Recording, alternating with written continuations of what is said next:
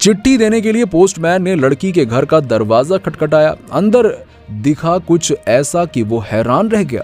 आइए जानते हैं इस हैरान कर देने वाली घटना के बारे में। एक बार एक डाकिया ने घर के दरवाजे पर दस्तक देते हुए कहा कि चिट्ठी ले लो। अब अंदर से एक लड़की की आवाज आई, आती हूँ। लेकिन 3-4 मिनट तक कोई नहीं आया तो डाकिया ने फिर कहा कि अरे मकान में कोई है या नहीं है। अंदर से लड़की ने बोला कि साहब दरवाजे के नीचे से चिट्ठी अंदर डाल दीजिए, मैं आ ही रही हूँ। तो डाकिया ने कहा कि मैं यहाँ खड़ा हूँ, कागज पर आपको दस्तखत करने होंगे। 6-7 मिनट के बाद दरवाजा खुला। देर होने की वजह से डाकिया को बहुत गुस्सा आ रहा था। वो चिल्लाने वाला ही था कि तब तक दरवाजा खुला और वो देखकर चौंक गया। सामने एक अपाहिज कन्या जिसके पांव नहीं थे बिल्कुल सामने खड़ी थी। डाकिया उस कन्या को पत्र देकर उसके दस्तखत लेकर वहां से चल दिया।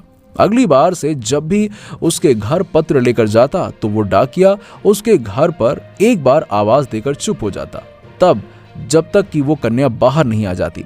एक दिन उस कन्या ने डाकिया को नंगे पांव देख, दीपावली नजदीक आ रही थी, तो उस कन्या ने सोचा कि डाकिया को क्या उपहार दूं। अगली बार जब डाकिया उसके घर आया तो उसने, आपको बता दें कि घर के दरवाजे के आगे जो मिट्टी थी उस पर डाकिया के पैर छाप लिए और जिन्हें वो कन्या कागज पर उतार कर उनके पैरों के नाप ले लिए। अगले दिन उस कन्या ने अपने नौकर से उस नाप के एक जूते मंगवा लिए।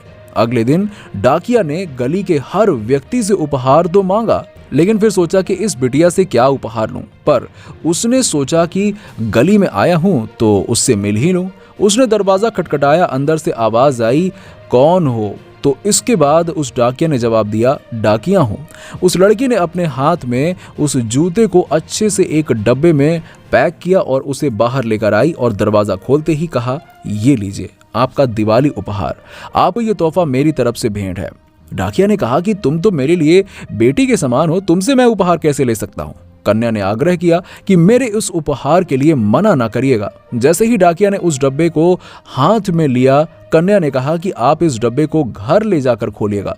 घर जाकर जब डाकिया ने उस डब्बे को खोला तो वो दंग रह गया, क्योंकि उसमें 2 जोड़ी जूते थे और उसकी आंखें भर आईं।